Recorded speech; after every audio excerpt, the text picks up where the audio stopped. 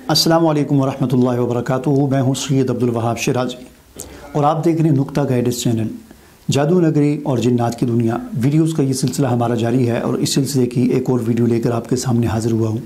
नाज़रीन, इस सिलसिले की अगर बाकी वीडियोस आपने नहीं देखी तो उन तमाम वीडियोस के लिंक आपको डिस्क्रिप्शन में मिल जाएंगे। और अगर आप मेरे चैनल पर नए हैं और मेरे चैनल अभी तक आपने सब्सक्राइब नहीं किया तो उसे ज़रूर सब्सक्राइब कर लें ताकि आपको मेरी नई आने वाली वीडियोज़ भी नज़र आती रहें। आज की जो मेरी वीडियो है ये इस हवाले से है कि इससे पहले मैं 3 वीडियो इस हवाले से बना चुका हूँ कि जिन्नात और क़ब्र परस्ती या औलिया परस्ती का आपस में क्या लिंक है। इस पर मेरी 3 वीडियोस पहले मौजूद हैं, तो ये उसी सिलसिले की आज ये एक चौथी वीडियो समझ लें कि मैंने पिछली वीडियो में आपसे वादा किया था कि अगली वीडियो में इस हवाले से बनाऊँगा कि क़ब्रों पर जाकर, चूँकि इस हवाले से बाज़ कमेंट्स में बाज़ लोगों ने मुझसे पूछा भी कि ये जो क़ब्रों पर जाकर जो वहाँ पर मुराक़बा किया जाता है और वहाँ पर वो कहते हैं जी हमें फैज़ हासिल होता है इस कब्र वाले से और इल्हाम हमें करता है कब्र वाला, और हमें कब्र वाले के हालात का पता चलता है। वहाँ पर जाकर बाद लोग करते हैं जी, वहाँ पर जाकर आंखें बंद करके बैठते हैं, कहते हैं हम बताएंगे कि आपका जो ये मरा हुआ शख्स है ये जन्नत में है, जहन्नम में है, अच्छे हालात हैं, बुरे हालात हैं, कैसे हैं। तो वहाँ पर जाकर मुराक़बा करते हैं और कहते हैं हमें इल्हाम होता है।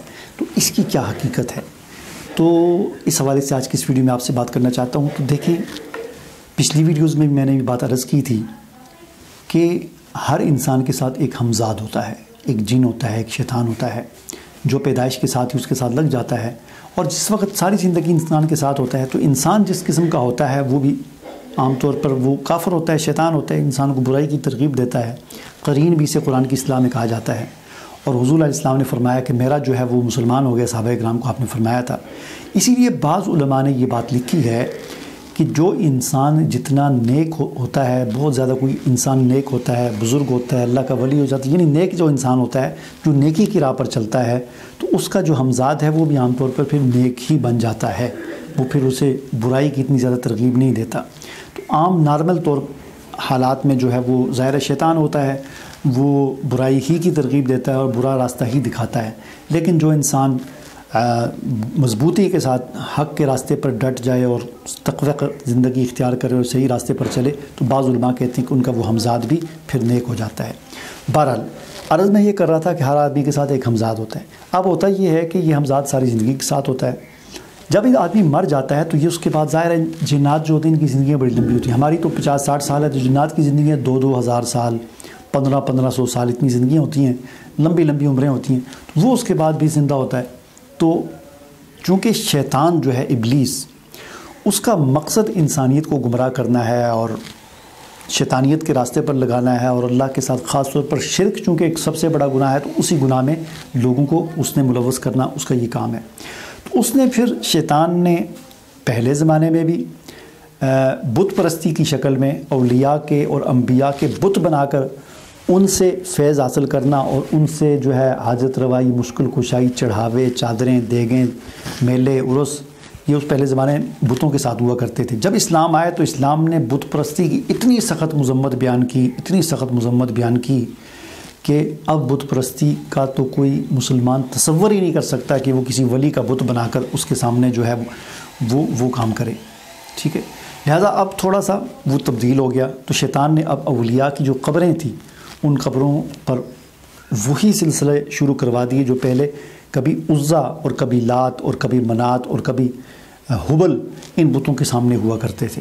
वो सारी चीज़ें आज हमारे यहाँ औलिया इकराम के जो कब्रें हैं वहाँ पर होते हैं, उर्स होते हैं, मेले होते हैं, डांस होते हैं, ढोल बजते हैं, भंग चलती है, चरस चलती है और पता नहीं क्या क्या होता है और धमाल डाली जाती है। औरतें, मर्द नंगे तिरंगे, पता नहीं क्या क्या होता है, वो सब आप देखते हैं। और आजकल तो सोशल मीडिया का दौर है, सब कुछ यूट्यूब पर मौजूद है, आप देख सकते हैं। मुझे उसमें कोई ऐसी बात नहीं है कोई शक शुबे वाली। ठीक है, तो मैं ये अर्ज़ कर रहा था कि जब आदमी मर जाता है अब क्या होता है कि उसका जो हमज़ाद होता है वो उसकी कब्र पर बैठ जाता है, ये कब्र पर बैठ जाता है। बाज़ औक़ात वो चला भी जाता है, वो इब्लीस के पास चला जाता है समुंदर में, और अक्सर ऐसा होता है कि उसकी कब्र पर बैठ जाता है। तो ज़ाहिर है अगर मरने वाला नेक है तो उसका जो हमज़ाद है वो भी नेक होगा, और मरने वाला अगर काफ़िर और मुशरिक है तो उसका हमज़ाद भी उसी तरह का बहुत बड़ा शैतान होगा। अब होता ये है कि वहाँ पर जब कोई आदमी जाकर मुराक़बा करता है تو چونکہ یہ بات تو مسلم ہے قرآن و حدیث سے کہ شیاطین اور جنات انسان کو الہام اور القاء بھی کرتے ہیں، مسلمان جنات اور اچھے جنات اچھا القاء اور الہام کرتے ہیں، اور شیطان اور کافر جنات برا الہام اور برا القاء کرتے ہیں۔ بے شمار واقعات بھی اس پر موجود ہیں اور قرآن و حدیث اس پر جو ہے وہ گواہی دیتے ہیں۔ بہرحال وہاں پر وہ حمزاد اصل میں بیٹھا ہوتا ہے۔ اب کوئی جا کر وہاں پر بیٹھتا ہے، مراقبہ کرتا ہے، تو وہ حمزاد کبھی وہ شیطان جو بھی ہے وہ الہام اور القاء کرتا ہے، اور یہ بندہ سمجھتا ہے کہ جی مجھے اس بزرگ کی جو ہے وہ زیارت ہوئی اور اس نے یہ کہا اور اس نے یہ کہا۔ حالانکہ قرآن یہ کہتا ہے اور ہمارا دین یہ کہتا ہے کہ جب کوئی آدمی مر جاتا ہے تو وہ ظاہر ہے اس کی روح اگر نیک ہے تو علیین میں چلی جاتی ہے، اگر بد ہے تو سجین میں چلی جاتی ہے، یا آسان الفاظ میں یوں سمجھیں جنت اور جہنم میں جہاں اس کا ٹھکانہ ہوتا ہے وہاں چلی جاتی ہے۔ لیکن یہاں پر جو بیٹھا ہوتا ہے پھر قبر پر، تو اس طریقے سے شیطان پھر ان لوگوں کو غلط، یہی وجہ ہے کہ یہ جو جادوگر ہوتے ہیں، یہ کاہن وغیرہ جو ہوتے ہیں، یہ عام طور پر کئی دفعہ آپ نے دیکھا ہوگا یا آپ نے سنا ہوگا، یہ کہتے ہیں جی قبر کی مٹی لاؤ، یا فلاں قبر کے ساتھ یہ کرو، یا فلاں قبر پر جا کر آپ نے یہ چلہ کاٹنا ہے، یا فلاں یہ قبرستان، قبروں کے ساتھ بڑا تعلق ہوتا ہے یہ جادو وغیرہ کا۔ اس کی وجہ یہی ہوتی ہے کہ وہاں پر وہ ان کے جو شیطان بیٹھے ہوتے ہیں ان سے یہ مختلف قسم کے کام لیے جاتے ہیں، ان کی خوشنودی حاصل کی جاتی ہے، مختلف طریقوں سے غیر شعوری طور پر لوگوں سے ان کی پوجا کروائی جاتی ہے، کچھ ایسے کلمات ان سے کہے، کوئی ایسے تعویذ ان کے گلے میں ڈالے جاتے ہیں جس سے وہ خوش ہوتے ہیں کہ ہماری تعریف میں یہ تعویذ نے گلے میں ڈالا، اوپر لکھا ہوا ہے یا ابلیس یا حامان یا فرعون، یہ چیزیں لکھ کر آپ نے گلے میں ڈالی ہوتی ہیں، تو پھر شیطان خوش ہوتے ہیں، پھر وہ کام بھی کچھ نہ کچھ کر دیتے ہیں۔